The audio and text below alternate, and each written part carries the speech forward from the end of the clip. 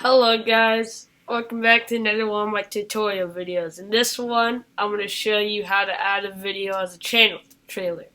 So this isn't going to be one of those videos where I tell you what to put in it and how to edit it together and stuff. I'm just going to show you how to make it pop up on your channel as a channel trailer.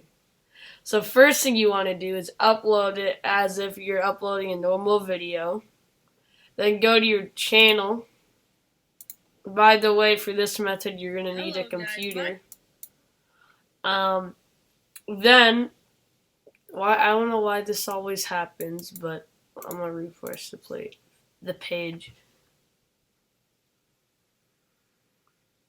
So then, Then, once you're here, you want to go to Customize Channel. I almost forgot.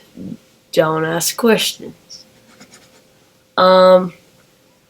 Then, once you're here, you want to go to channel trailer for people who haven't subscribed yet. I'm already here, but there should be a plus button somewhere. You just click on it, and then you can select the video you want. It only shows the public video, so you want to make sure it's public. And then once you put it in, you want to publish, and then it should be all set. So, thanks for watching, I guess. See you in the next video.